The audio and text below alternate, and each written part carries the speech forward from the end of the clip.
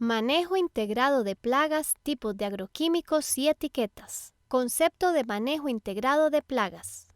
El manejo integrado de plagas, MIP, es la cuidadosa consideración de todas las técnicas disponibles para combatir plagas y la posterior integración de medidas apropiadas que disminuyan el desarrollo de poblaciones y mantener el uso de plaguicidas y otras intervenciones a niveles económicamente justificados, reduciendo al mínimo los riesgos para la salud humana y el ambiente. MIP. Con el MIP se hace hincapié en el crecimiento de cultivos sanos, perturbando lo menos posible los ecosistemas agrícolas y fomentando los mecanismos naturales de control de plagas. Organización de las Naciones Unidas para la Agricultura y la Alimentación, FAO 2003. Concepto de plaga. Plaga es todo lo que causa daño económico a un cultivo determinado. Las plagas pueden ser contagiosas, producidas por hongos, bacterias, virus, malezas, insectos, moluscos, ácaros y nemátodos. Las no contagiosas son producidas por quemaduras de sol, melón, sandía, piña y mango, e intoxicaciones por un mal uso de agroquímicos o por un desbalance nutricional. MIP. Para implementar un manejo integrado de cualquier plaga, se debe conocer bien sus características. Si es una plaga diurna o nocturna, ¿cada cuánto se produce? ¿Qué parte de la planta afecta más? Raíz, tronco, follaje, flores, frutos. ¿Cuáles condiciones climáticas favorecen su desarrollo? ¿En qué etapa fenológica del cultivo afecta más la plaga? Métodos de control de plagas. La observación, la prevención y la intervención son las principales estrategias en el control de plagas. Observación. Es un monitoreo del cultivo para establecer la presencia y el grado de afectación de una plaga, y entre las medidas de observación se tienen vigilancia de los cultivos, inspecciones de rutina para evaluar cómo se desarrollan los cultivos y qué medidas se deben considerar con respecto a labores culturales, uso de fertilizantes, control de malezas, insectos plaga, enfermedades y cuándo cosechar. Sistemas de apoyo a la toma de decisiones. Son modelos de predicción y sistemas computadorizados disponibles para la interpretación de la información resultante del conteo de plagas. Manejo regional. Decisiones en conjunto dentro de una región o localidad para ofrecer un control efectivo de plagas.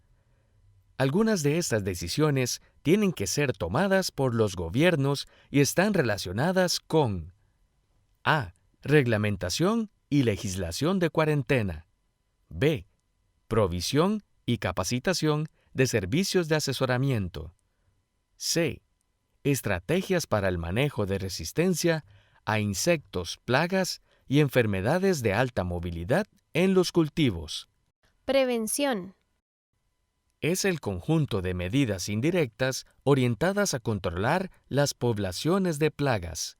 Entre las medidas de prevención se tienen selección del terreno. Se debe conocer la historia de siembra del terreno para tomar decisiones al momento de establecer un nuevo cultivo. Otros factores importantes a considerar son las condiciones climáticas, suelo, topografía y altitud, MSNM. Por ejemplo, los hongos y las bacterias se desarrollan mejor en condiciones lluviosas. Los ácaros se producen en mayor cantidad en clima seco.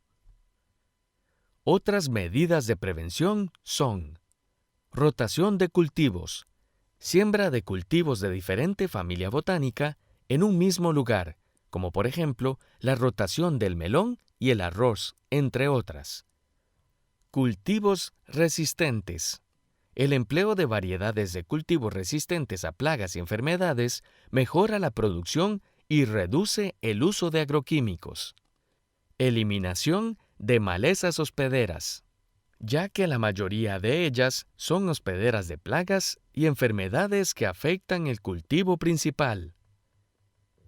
También tenemos como medidas de prevención descanso de terreno, práctica agrícola antigua conocida como barbecho, que consiste en dejar el terreno en descanso para cortar el ciclo de vida de plagas y enfermedades.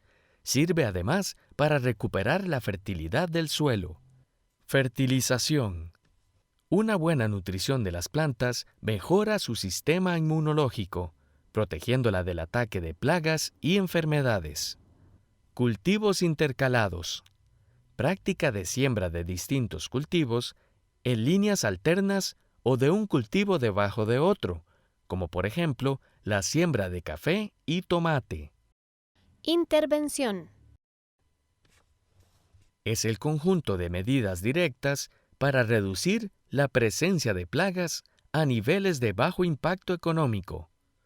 Se pueden aplicar medidas de control cultural, mecánico, biológico y químico, individualmente o combinadas, tomando en cuenta costos, beneficios, momentos oportunos de intervención, fuerza laboral disponible, maquinarias, herramientas, agentes de control y efectos ambientales.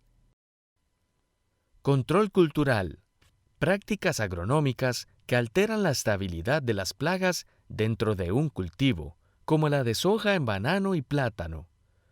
Control mecánico y físico. La recolección de frutos es una buena práctica de control al inicio de la producción. Tal es el caso del cultivo del chile con el picudo. La alteración de la humedad en los cultivos puede controlar algunas plagas, especialmente insectos y enfermedades.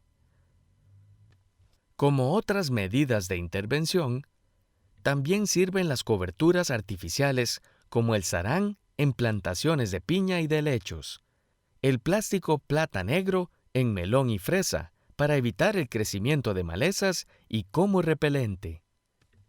La solarización para desinfectar el suelo mediante radiación solar de forma totalmente ecológica. Es otro método de control físico y se realiza con plástico de color blanco para que guarde más calor. En melón se deja el plástico desde mayo hasta noviembre. Otras medidas de intervención a continuación. Control biológico. Consiste en utilizar organismos vivos para intervenir las poblaciones de otro organismo plaga. Este control se da por medio de insectos parasitoides, insectos depredadores, insectos estériles, hongos y bacterias. Control etológico. Incluye la utilización de feromonas, atrayentes en trampas y cebos, repelentes, inhibidores de alimentación y otras sustancias con efectos similares.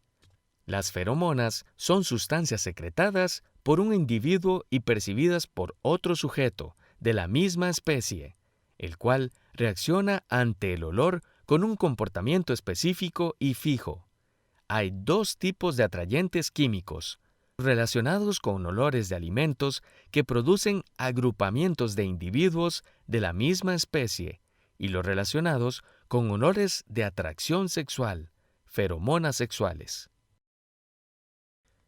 El control mediante trampas consiste básicamente en colocar una fuente de atracción química o física, la luz, junto con un mecanismo que capture a los insectos atraídos. Los atrayentes químicos son sustancias que hacen que el insecto oriente su desplazamiento hacia la fuente que emite el olor. Manejo de agroquímicos. Los agroquímicos son agentes químicos o biológicos que se destinan a la prevención y control de plagas. Se le conoce también como fitosanitarios, pesticidas o venenos. Este último es el término más conocido entre la población que se dedica a la agricultura. Tipos de agroquímicos. A continuación, observe una tabla que indica el plaguicida y la plaga que controla. Así entonces, vemos que los fungicidas controlan la plaga de hongos, los bactericidas la de bacterias, los ovicidas combaten los huevos de insectos, los insecticidas los de insectos, los molusquicidas atacan los caracoles y babosas, los rodenticidas a los roedores, los acaricidas a los ácaros y arañas, y por último, los herbicidas que controlan a las malezas, arbences. Precauciones de uso. Antes de la aplicación, revisar que el equipo de aplicación esté en buenas condiciones, es decir, que no esté goteando y que esté calibrado. Colocarse el EPP, equipo de protección personal. En caso necesario, bajar el pH del agua que se va a utilizar en la aplicación. Realizar un orden de mezclado y realizar pruebas de compatibilidad a pequeña escala. Si el plaguicida es WP, polvo mojable, debe cuidarse de que no le caiga en la cara, ojos, nariz, boca. Realizar el triple lavado en los envases vacíos. Usar la dosis recomendada en el panfleto. Triple lavado. A continuación vamos a explicar el triple lavado que se realiza en los envases vacíos de agroquímicos.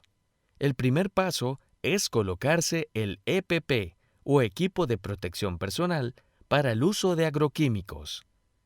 El segundo paso es escurrir por 30 segundos el envase vacío en el equipo de aplicación que puede ser bomba manual, bomba de motor o boom.